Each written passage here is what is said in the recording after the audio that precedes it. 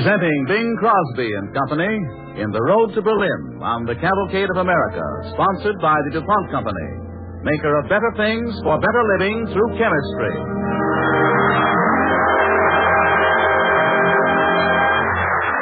And once again, here is Cavalcade's commentator, Walter Houston. Good evening. Tonight, the DuPont Cavalcade is a birthday party with 4 candles marking the 4th anniversary of the USO. Our star is a little guy who is usually getting kicked around by Bob Hope, and vice versa. But to every man overseas, he's a little voice inside a doughboy's heart that says, remember all the little moments and places and people that are America. A voice that sings of simple things like a lad from Kansas saying to his gal, stay the way you are, I'll be back. A voice that's sort of an international Western Union boy, delivering every girl's message of love and loyalty to her GI. Happy tonsils, they call him, gravel throat, the groaner. Call him what you will. Somewhere along the line, he swallowed a little old music box that takes every boy's and every gal's daydreams and cranks them out a little fancier than they ever could. And so, without further adjectives, adverbs, or superlatives, we present one of America's favorite voices of World War II, Bing Crosby on the Cavalcade of America.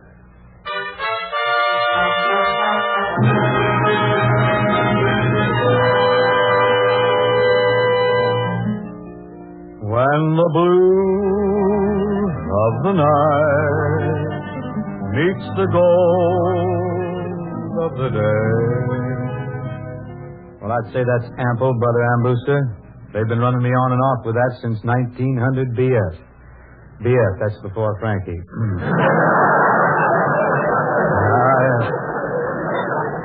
But Frankie's been very helpful to me, though. He came through with a great suggestion just recently for a new theme song for me. When I grow too old to dream, I'll have you to remember. Isn't that nice? Frankie's a fine boy, though, and we're great friends. Actually, we are. In fact, next season we're going out on tour together, Frankie and I. We're going to sing some duets, do a little double act. We thought we'd call our act Breathless and Hairless. Could be a grand act. But enough of the microphone with the fringe on top. Let's cut the USO birthday cake and join hands in our little bovine session wherein we reminisce about our overseas jaunt last August through October. It'll be strictly ad libitum. That's ad-lib for short. You know what ad-lib is, don't you? That's when Hope writes a joke on the margin of his script and tries to make you think he just thought of it. You just wish he hadn't. Anyway, holding down the East chairs in our little hokey-pokey tonight are Jeannie Durrell, a very cute girl, and Darlene Garner, a very cute girl. And what you know, Joe? Dorita. And when I was their age, I was cute, too. Well, we thought we were slated for the quinine circuit or the South Pacific, so of course we headed for San Francisco, where we improved our time working a few hospitals and laying around town. About the 3rd night in Mecca by the Golden Gate, the phone rang in my hotel room.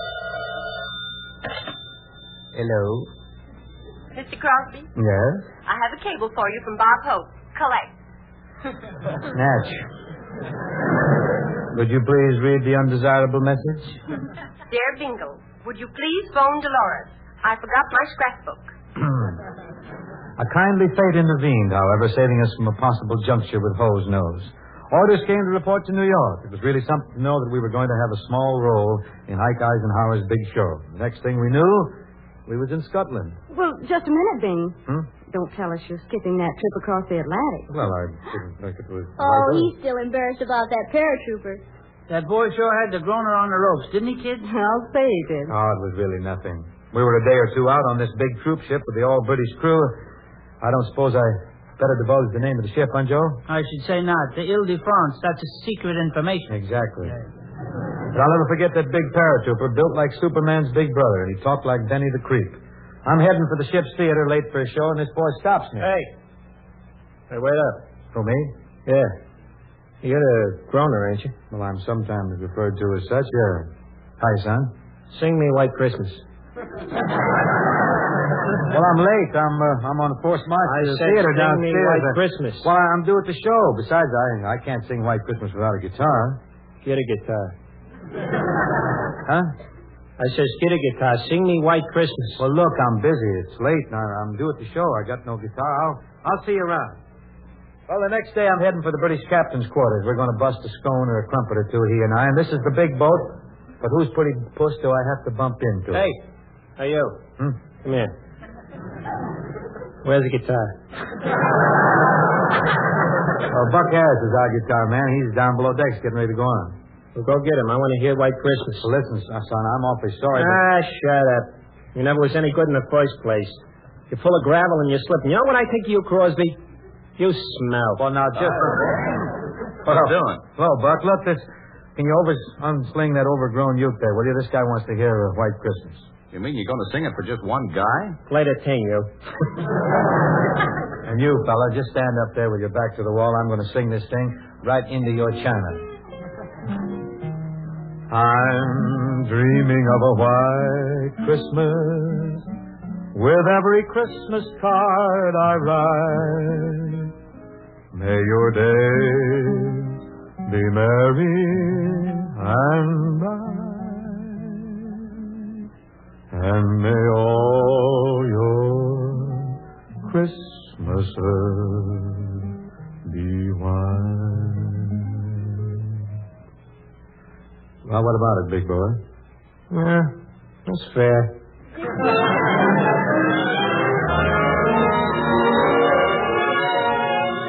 Well, Jeannie and Darlene and I suppose you kids have a million of your own memories of the trip, huh? A million things. Jeannie, remember the night Bing got his first taste of English humor? Aye, that English humor. I'll never forget that scene. A huge crowd, largely British boys, and on stage the great English comedian, Tommy Handley. The Bob Hope of Great Britain. High-hoeing with an Oxford accent, this boy. Bing comes in the stage door. Tommy Hanley spots him and introduces him. I give you a famous gentleman and singer. I understand he's Dorothy Lamour's father, but I could be so wrong.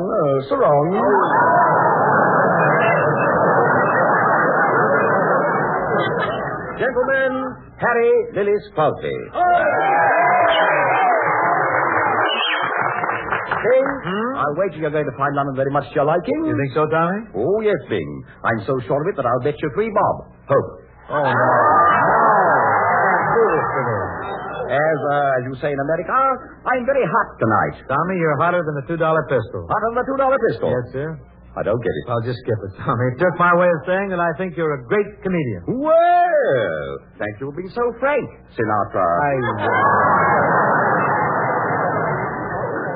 Bing, I say Bing. Hit me, Tommy, hit me. Bing, you heard the joke about the iron walnut? No, Tommy, tell me the joke about the iron walnut. I can't crack it. It's a great deal easier to understand English humor when we realize that Bob Hope was born there. But it was pretty nice to know that even though they didn't understand all our jokes, they understood and enjoyed our songs, especially this one, split 2 ways with our little globe-trotting chanteuse, Jeannie Durrell. In your Easter bonnet, with all those frills upon it, you'll be the grandest lady in the Easter parade. Oh, you'll be all in clover, and when they look me over, you'll be the proudest fellow in the Easter parade. On the avenue, La da da da, Fifth Avenue. la da da dee dee dee dee, the photographer will snap us. You'll find that you're in the rose gravure. Oh, I could write a sonnet about your Easter bonnet and of the girl I'm taking to the Easter parade.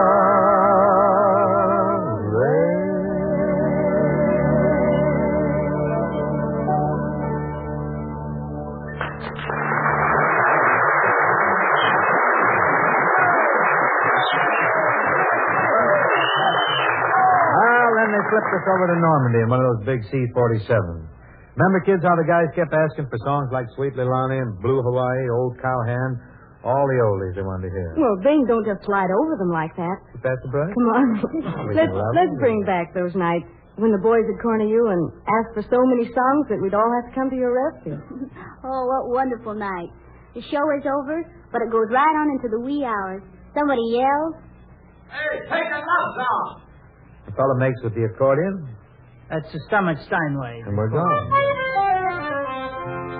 Come with me where moonbeams light the eastern skies and the starlit waters linger in your eyes. Very big and Normandy. Shoo-shoo baby or something. Shoo-shoo, oh, darling? Oh, no, Bing. I couldn't sing that. I don't know all the lyrics. You're a tap dancer, aren't you? How about knocking it out with your pedal extremity? Yeah, darling, come on. Tap up a small storm for the guys, huh? Well, fellas, I'll do it if Bing and Jeannie sing it. Well, we're going to sing it. Just pump away, Professor. Everybody. Oh, shoo, baby. Bye, bye, bye, baby. Shoo, baby. Your papa's off to the 7th. Go ahead, darling.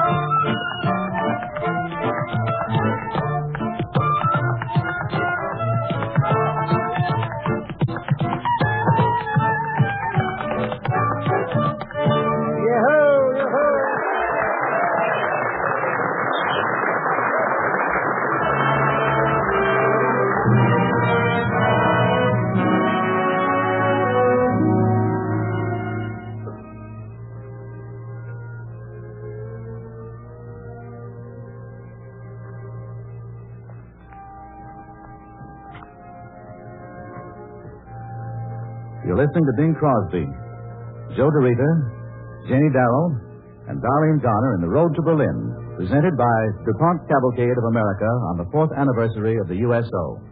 To a few Americans,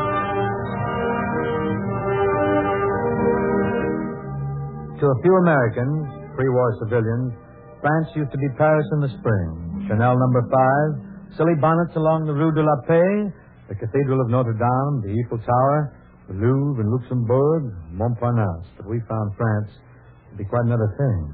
Like the little kid we saw riding up the hill on the bike. Yeah, Joe. He was a boy about 10 years old. American guns had leveled his hometown. Same guns were firing over his village at the Germans in a nearby town. We watched Mr. Small Fry pedaling his way up the hill, oblivious to Uncle Sam's bloodhounds barking at the Nazis. When he got next to us, we noticed that he had something slung across his back. And remember, Bing, you hollered at him? Hello, mon garçon. Où est-ce que vous allez? Where are you going? I'm on the son de violon. Pardonnez-moi, I am going for a lesson on the violin, monsieur. In all that thunder, with his village wiped out, maybe his own home, this moppet was heading uphill for a fiddle lesson. Uphill, yes. That was the France we saw. Uphill all the way. And uphill for our GIs, too, huh, Bing? You thinking about any particular day, are you, Joe? Yeah. Remember the afternoon we saw about 700 bombers going over with the egg delivery for Hitler's supply lines? I certainly remember that day, all right.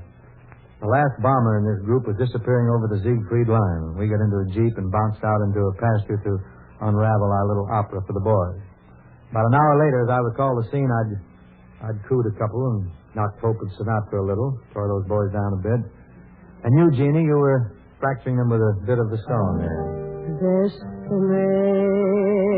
Bésame mucho. Each time I thrill to your... Well, to us, this sounded just another plane in the distance, but not so to this huge crowd of 15,000 men at the replacement depot. They know the sound of a B-24 with one motor gone.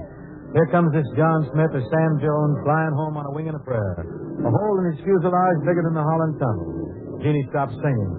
The show's forgotten. The Liberator's over our heads now, staggering like a drunk, limping like a dog on 3 legs. He's heading for some little emergency field a few miles away, losing altitude by the minute. There he goes, and 15,000 guys let out a yell. Cheering that pilot in. We thought the show had gone pretty good up to that for a time, but believe me, he was the topper. Nobody knows his name, but when you watch 15,000 men looking up at one sick plane, Well, the kid at the stick just has to be your brother, that's all.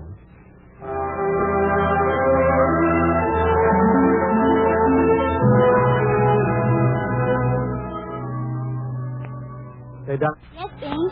What happened to that second lieutenant who followed you all over the map of La Belle France?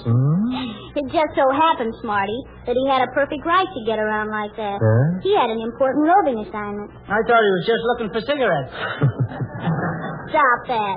He had a roving assignment with intelligence. He didn't look so intelligent to me, honey. Army intelligence, Joe. G2 or something. Oh, I That's very different stuff. Darlene, I sort of thought he was doing a little cross-country courting for your benefit. You're going to talk now, aren't you? You don't think he'd go through all that just to hear you sing Blues of the Night, do you? Me? With my big finish? The high note at the end? Anyway, he was a sweet boy, and you wouldn't joke about him if you knew that he was wounded.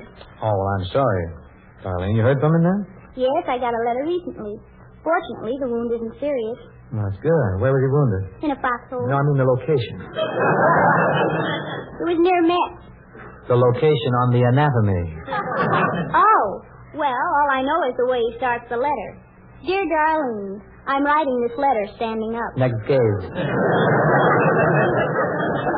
Jeannie, if you had to pick out one experience on our trip that would outlive all others, what would it be? Oh, gee, Bing, I don't know. There's so many beautiful moments. Beautiful in spite of the mud and cold. Like the 1103rd Combat Engineers. Many casualties building and defending their pontoon bridges under fire. And remember, Bing, we played to them in a driving rain. Yeah, and they cheered and applauded like they were comfortably ensconced in the mezzanine at the New York Paramount. French people, sad-eyed fathers and mothers coming back to poke around in the ruins of their homes. And French families leaving their hometowns for the safety of the countryside. A boy of 10 or 12 carrying a baby. You say, quite a burden you're carrying, son, and the kid says... La charge? Mais non. C'est mon frère. He's no burden. He's my brother. And we talked to French women. Are you bitter, I asked? Bitter that we Americans have to bomb your towns? No, we are not bitter. The bomb, they have killed my friends. They have killed my father and my sister. But they have killed many Boches, too. Anything, they said. Anything that brings relief from 5 years of the iron heel of the Nazi heels is better. Red Cross donuts and coffee made while you wait in the mud of France. Oh, they're wonderful, those Red Cross Clubmobile girls. They're everywhere, and boy, they are really, really welcome.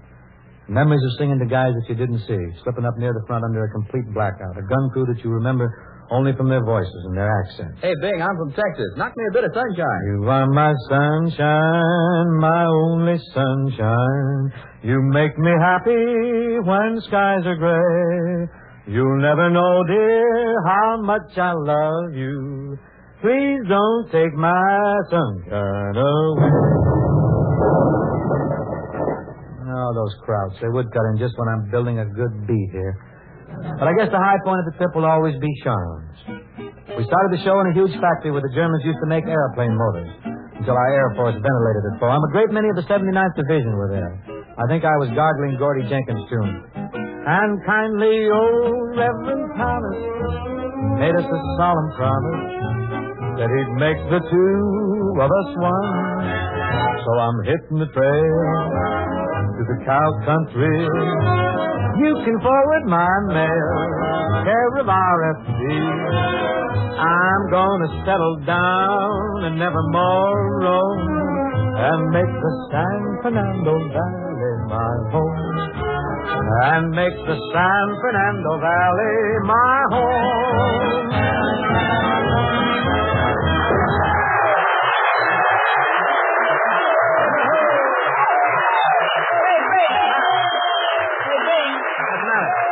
What do you got there? Bing, here's a message you're supposed to read to the mob. A message? What's it, Yeah. a rib or something?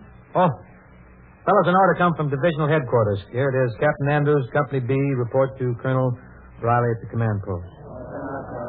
Here's that great little gal, fellas, from Hollywood, Darlene Garner. Darlene, why are you late? Well, a great big MP stopped Great me. big MP stopped you, huh? Yes, he did. And he said, friend or foe. Well, naturally, I said friend. Then why are you so late? Well, this MP was from Missouri, and I had to prove it. I see what's in there. Excuse me, Dow, another announcement we got here. Lieutenant Samuelson and men report to Captain Alexander at command headquarters. And now, let's get into our barber shop. Are you ready? If I had my way, dear, for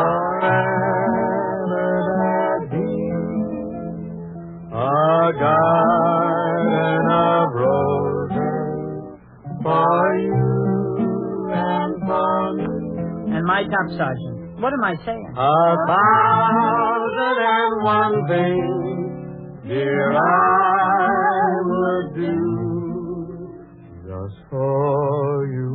Would you lend me a quarter? Let's not be commercial into here. Take 5, Duck. Yes, what do you got here? What's this? Oh, excuse me again. Another announcement. Major Williamson and Companies, B and C, report to Colonel Fitch at the forward echelon right away. Well, that's the one that enters the house, Bing. Let's go down by the door and see the fellows off. Come on, Darlene. Coming, Jean. Well, it seems the Hun was launching a counterattack up the road a piece, and the command headquarters needed our audience and needed them right away. Songs can wait, battles never. We stood close to the gate as the boys were filing out of the factory. Say, Jeannie, my wife lives at 323 South Avon Street in Philly. Take this slip. You know, just in case. Sure, soldier. Darlene, if things don't work out for me, Mom's phone number is on this envelope. Sure, soldier. Hey, Bing, I got a kid I've never seen. Look, here's a picture. If I don't, drop them all a line if you get time, and say you saw Pa on the road to Berlin. No, I'll take the picture, but I'll lay you 20 to 1 you come back for it. Well, we cut out and went on back to our tents. And the next day, late in the afternoon, we were working the field hospital.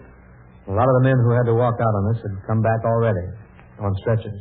Well, hello, Stanley. Where was I when you left the show last night? Well, Jeannie, this army's making a rude soldier out of me. I had to go walk out in the middle of you singing the St. Louis Blues. Never forgive myself. That's the kind of men you meet when you go out for the USO. Men who have to leave for battle in the middle of your show, who come back wounded, and they apologize for walking out on you. They're all cut from the same cloth over there, and, brother, it's all wool. We saw more of the same stripe that October homecoming day when we pulled into New York Harbor. Wounded boys aplenty, many helping the more badly hurt over to the side of the giant Queen Mary for a look-see. And then all of a sudden they all saw her. Statue of Liberty.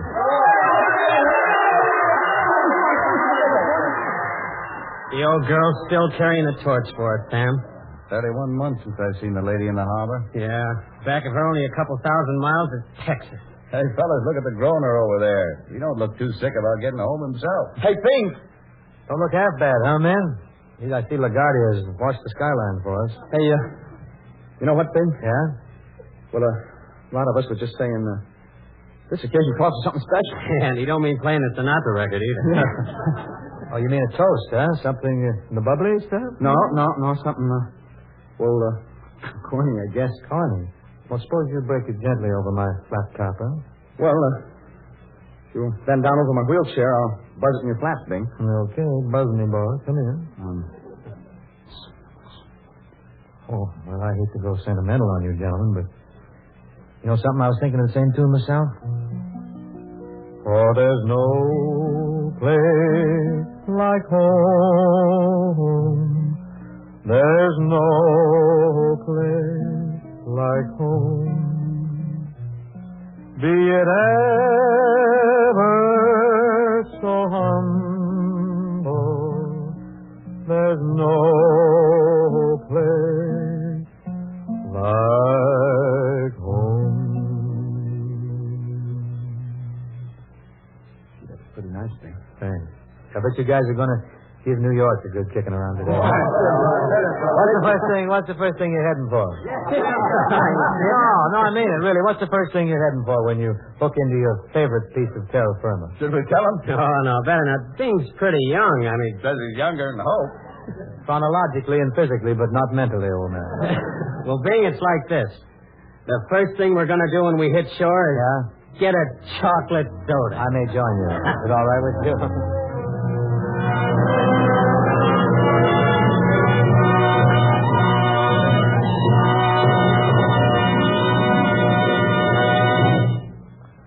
Friends, we'd like to thank the DuPont Cavalcade for letting us relive some of our fun and some of the memories we had under the overseas banner of the USO. And thanks are in order to the millions of you who have given so generously to the National War Fund, of which the USO is a part. Here at home, the USO takes care of more than 30 million servicemen a month. I used to think vaudeville was a pretty big thing, but USO camp shows are playing the biggest circuit on earth. As far as my trip was concerned, I had a ball. It was tremendously interesting and tremendously exciting, and I think I'm qualified to tell you that the USO does a great job under very rugged conditions. Their shows go everywhere. They're well run, well produced, well operated, and the boys really love them.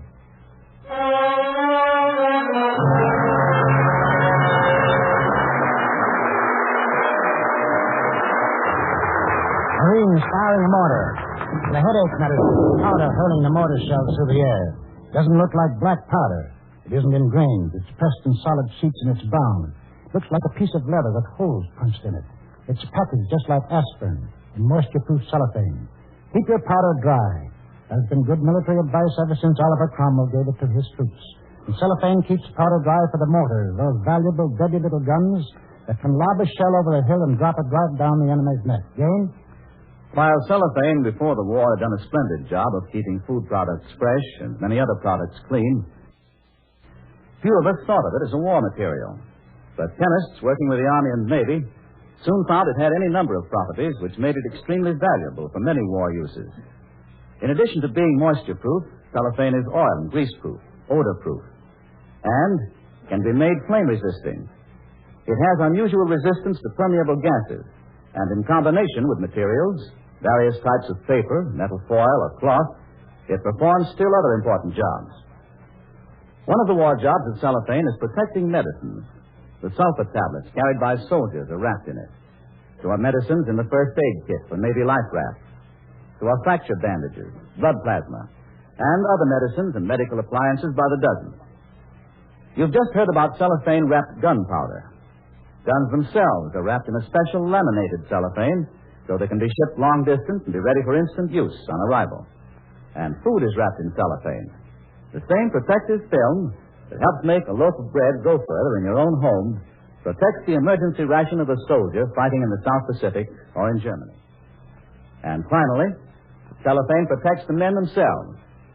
If our enemies ever use poison gas, our soldiers will put on their masks and then pull over their heads man-sized envelopes of cellophane, gas covers. These are just a few wartime uses of cellophane, one of DuPont's peacetime better things for better living through chemistry. Tonight we celebrated the 4th birthday of the USO in a script especially written for Cavalcade by Glenn Wheaton. Next Monday there will be another such celebration on Cavalcade when we will honor the birthday of the great American, Abraham Lincoln. Our story is of this man and of another great American who was wise enough to see and develop the latent talents of Lincoln and to help him along the path to greatness. It will be my privilege next Monday to play the part of this Salem schoolteacher whose name was Mentor Graham.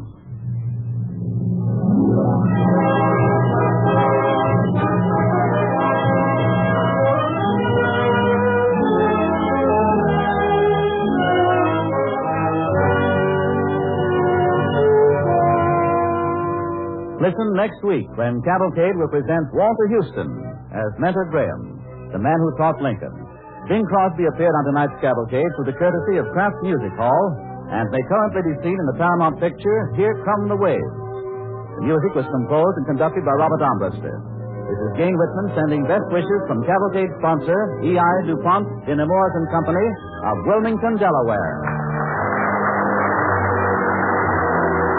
This is the National Broadcasting Company.